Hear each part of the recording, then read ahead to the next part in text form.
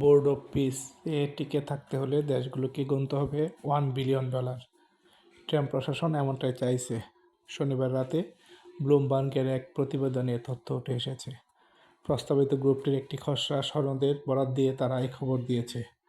Board of piece হলো একটি আন্তর্জাতিক সংস্থা। 2025 সালের নভেম্বরে জাতিসংঘের নিরাপত্তা পরিষদ এর অনুমোদন দিয়েছিল। মূলত ইসরায়েল ও হামাসের যুদ্ধবিরতি তদারকি করার জন্য এই বোর্ড গঠন করা হয়।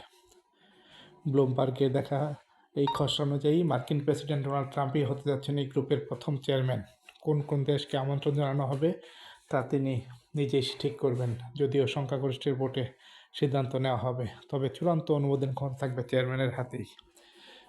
খসড়া দলিলে বলা হয়েছে সদস্য দেশগুলো 3 বছরের জন্য এই বোর্ডে দায়িত্ব পালন করবে। তবে সনদ চালু হওয়ার প্রথম বছরের মধ্যে যদি কেউ নগদ $1 বিলিয়ন দেয়, তবে তারা স্থায়ী আসন নিশ্চিত করতে পারবে।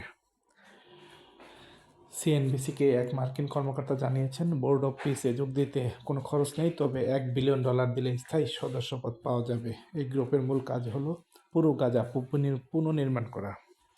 তিনি জানান, সংগৃহীত তহবিলের প্রায় প্রতিটি ডলার এই কাজে ব্যয় করা হবে। কর্মকর্তা আরও বলেন, এই গ্রুপে চড়া বেতন ও বিশাল প্রশাসনিক জট থাকবে না। তবে সদস্য দেশগুলোর কাছ থেকে সংগ্রহ করা এই বিপুল অর্থ কোথায় রাখা হবে তা এখনও পরিষ্কার নয়।